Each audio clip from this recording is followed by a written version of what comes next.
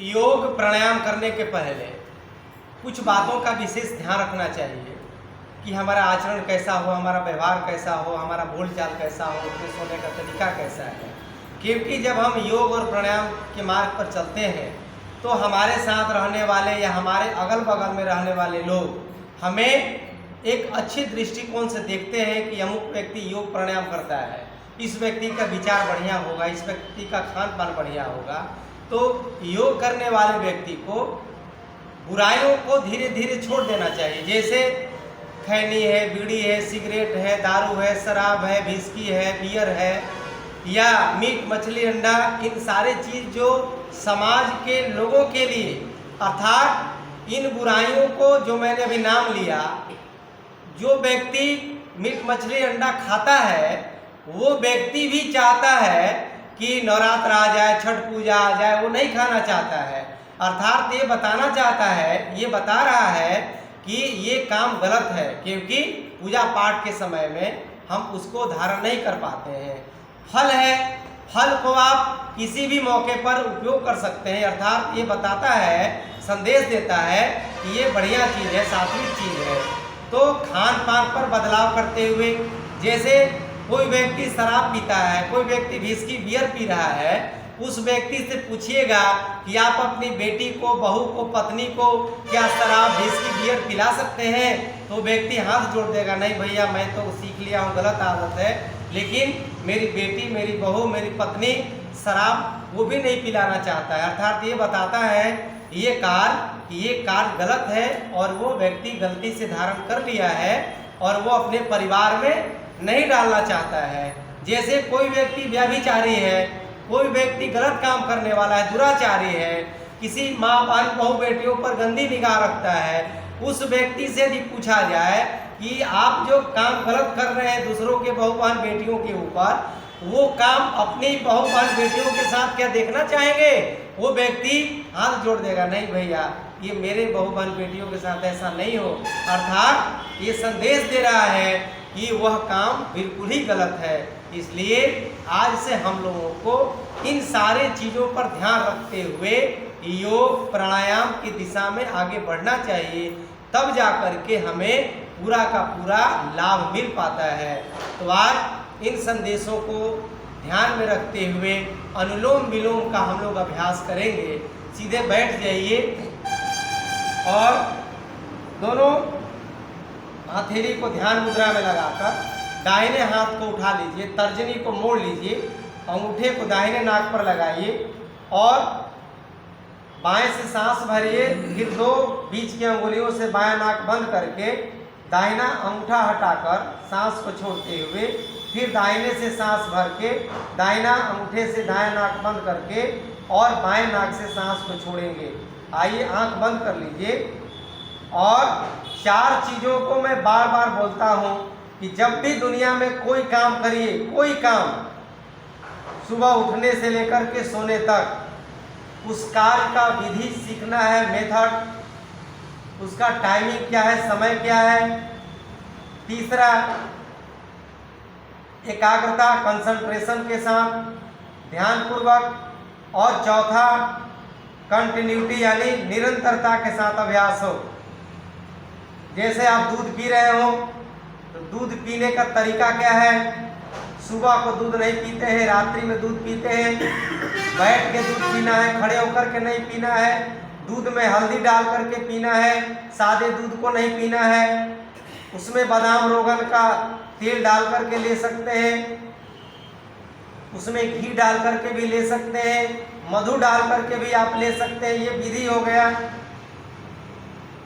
दूसरा, उसका टाइमिंग है कि हमें सुबह में लेना है कि दोपहर में लेना है कि रात में लेना है।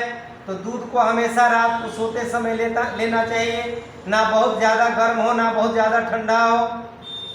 तीसरा, ध्यानपूर्वक दूध को पीते समय प्रभु से प्रार्थना करिए, गौ माता का आह्वान करिए कि हे गौ माता, आपके द्वारा जो अमृत यह निकाला गया है, ये हमारे शरीर को पूरी तरह से ताकत दे, ऊर्जा दे, शक्ति दे, हमें बल बुद्धि विवेक दे, हम ज्ञानवान प्रज्ञावान हों।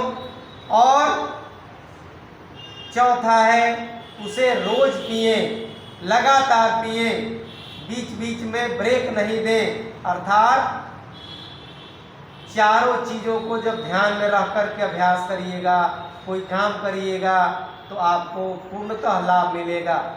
एक दिन का ब्रेक, एक दिन का आप गैप कर दिए कोई काम में तो वो काम बाधित हो जाता है, खराब हो जाता है, उसका पूरा लाभ नहीं मिल पाइएगा।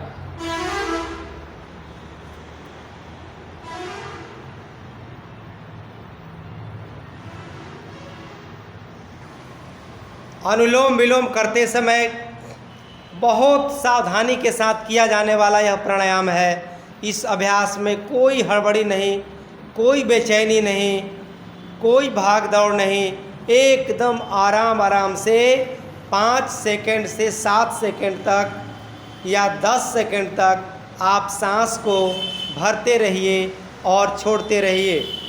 सांस को लेते समय और सांस को छोड़ते समय आपका पूरा ध्यान सांसों पर लगा होना चाहिए कि सांस कैसे अंदर और सांस कैसे बाहर की ओर जा रहा है।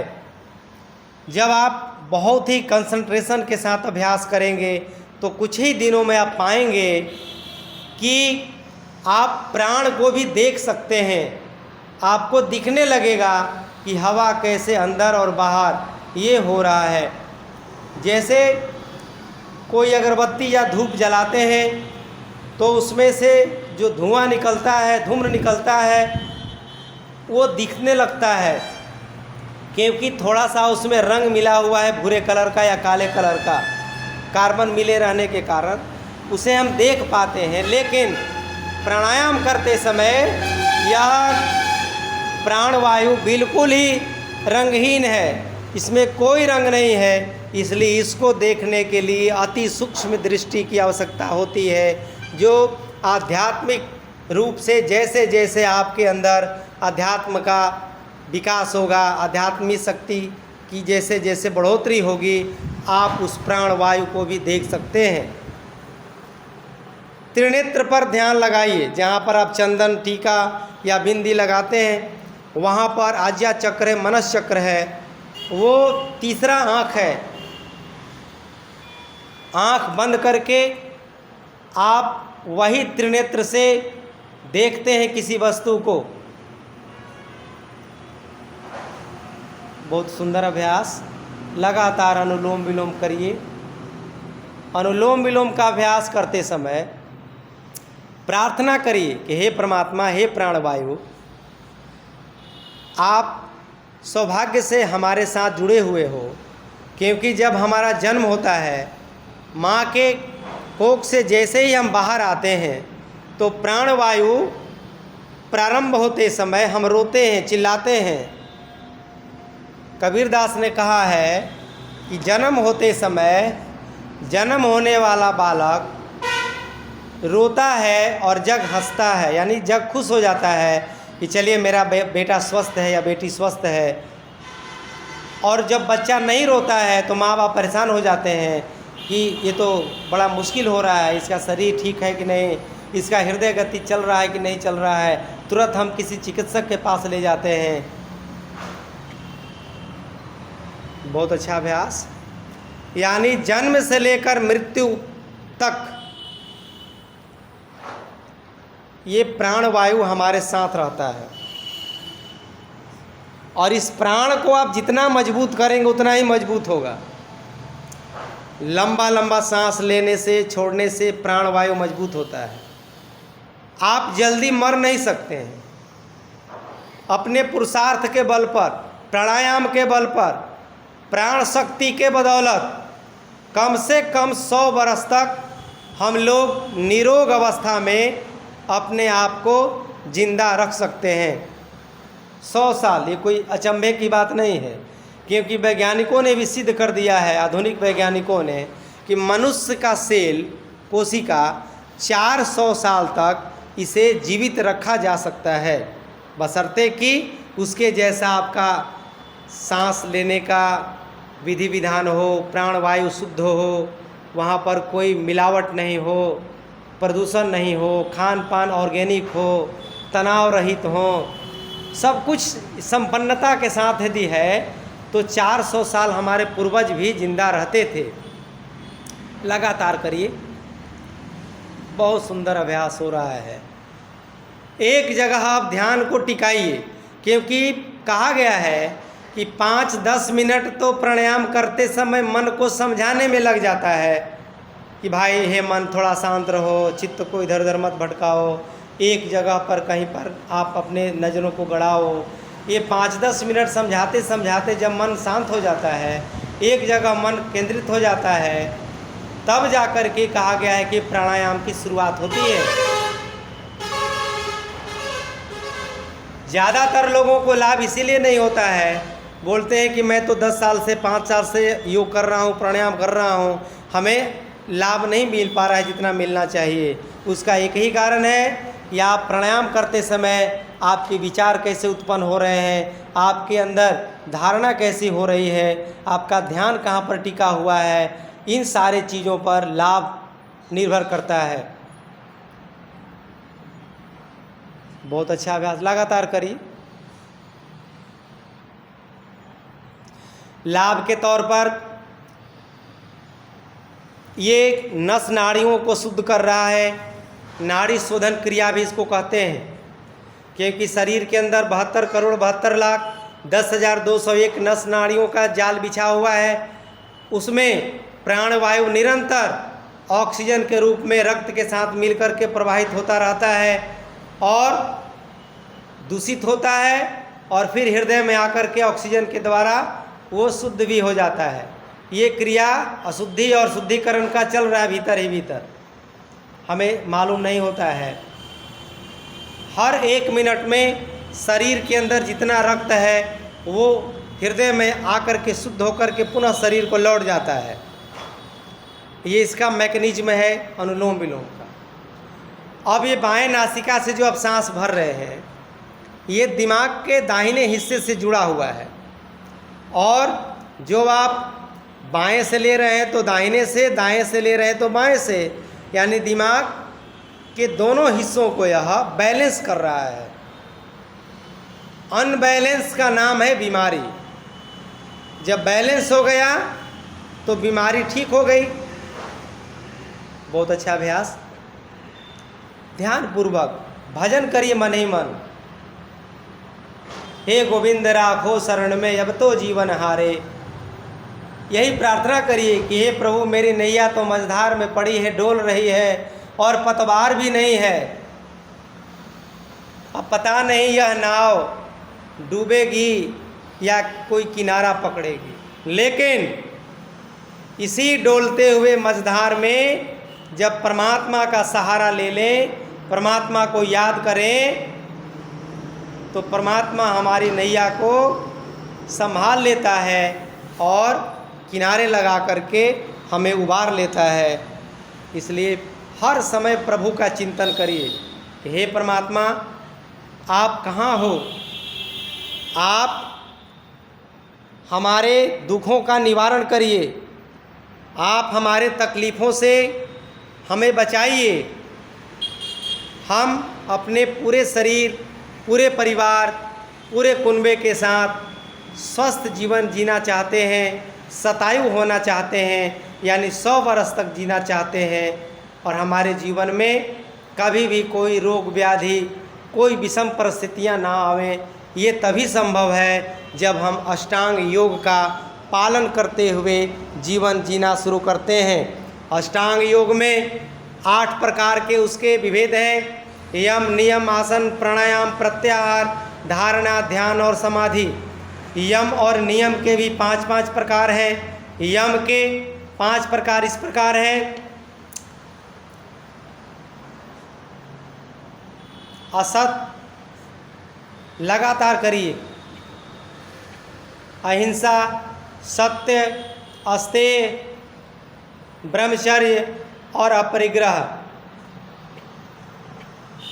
ये 5 प्रकार अहिंसा से शुरू करते हैं। अहिंसा, सत्य, अस्तेय, ब्रह्मचर्य और अपरिग्रह, यानी हमें हमेशा शारीरिक और मानसिक रूप से अहिंसा को प्रोत्साहित करना है, अहिंसक होना है। दूसरा, हमेशा सत्य के मार्ग पर चलते हुए सत्यवादी होना है। सत्य के मार्ग पर चलना, सत्य के मार्ग पर हमेशा बढ़ते रहना है, सत्य बोलना है, सत्य को धारण करिए। तीसरा है, चोरी नहीं करिए। चौथा है, ब्रह्मचर्य का पालन करिए। ब्रह्म अर्थात परमात्मा को कहते हैं। परमात्मा जैसा आचरण हो, शुद्ध हो, सात्विक हो। और पांचवा है अपरिग्रह, यानी बहुत ज़्यादा किसी चीज़ का संग्रह नहीं करना है। संग्रह जैसे बीमारियों से अपने आप को बचाना है। ज़रूरत के हिसाब से पूर्ण पुरुषार्थ के द्वारा कमाया हुआ व्यवस्था को आप अपने पास रखिए और उसका सदुपयोग करिए। दूसरा है नियम। नियम के भी 5 प्रकार हैं: शौच, संतोष, तप, स्वाध्याय और ईश्वर प्रणिधान। जब तक ये नहीं धारण करिएगा तब तक आपको योग के मार्ग पर चलने का कोई मतलब नहीं है। इसीलिए शुरू में ही इसे बताया गया है। शौच यानी शुचिता, सफाई, शरीर की सफाई और मन की सफाई। दूसरा संतोष यानी पुरुषार्थ के द्वारा, मेहनत के द्वारा पसीने की कमाई, जिसे आम बोलचाल की भाषा में कहते हैं कि जितना मेरा कमाने के बाद जो अधिकार है प्राप्त करने का, धन या कोई व्यवस्था, उसी में हमें संतोष करना है।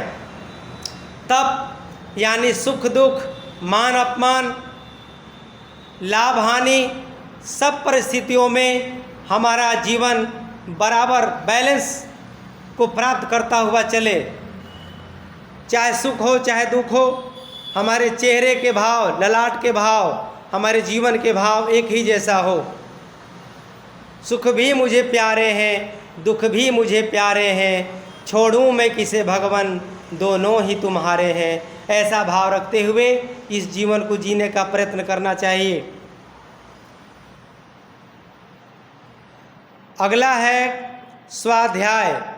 स्वाध्याय 2 प्रकार के हैं। एक तो अच्छे अच्छे ग्रंथों का पठन पाठन करना चाहिए, उसमें से अच्छी अच्छी बातों को अपने जीवन में ग्रहण करना चाहिए, धारण करना चाहिए और उसे अपने आचरण में उतारना चाहिए। दूसरा, कोई सत्संग में कोई अच्छे व्यक्ति के पास बैठ करके यदि कोई बढ़िया बात बता रहा है, उसको अमल करिए, उसको धारण करिए, अपने जीवन में उतारिए। पांचवा है ईश्वर प्रणिधान, यानी ईश्वर का ध्यान करिए। ईश्वर का हमेशा साथ लेने का प्रयास करिए कि हे प्रभु, मेरे द्वारा, मेरे इंद्रियों के द्वारा जो कुछ भी हो रहा है वो सब आपको निमित्त होकर के हो रहा है।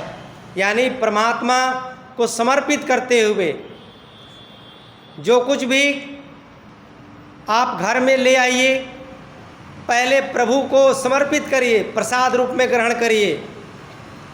मैं एक बार गया गुजरात, वहाँ 2 महीना रहा योग के कार्यक्रम में।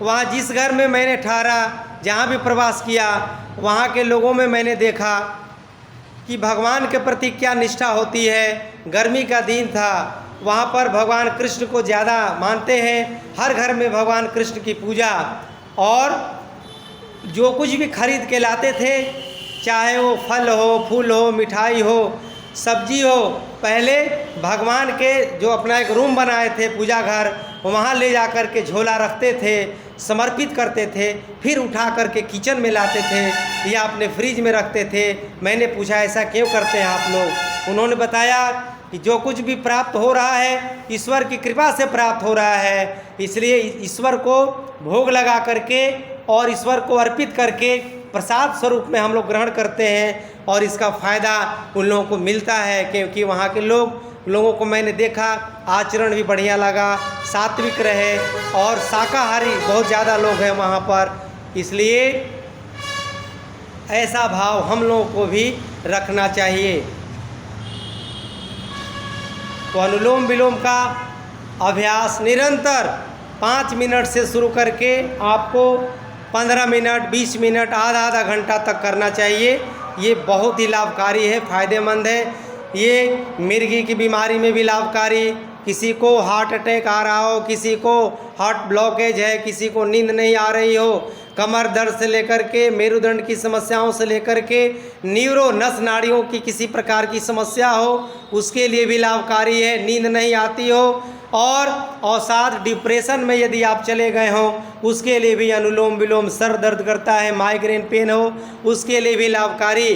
कैंसर जैसे भयंकर बीमारी से भी आप अनुलोम विलोम के द्वारा अपने आप को बचा सकते हैं। ये है अनुलोम विलोम में शक्ति, ये है अनुलोम विलोम की ताकत, ये है अनुलोम विलोम का महत्व, ये है अनुलोम विलोम की महिमा। ऐसा भाव रखते हुए आप निरंतर अभ्यास करते रहें।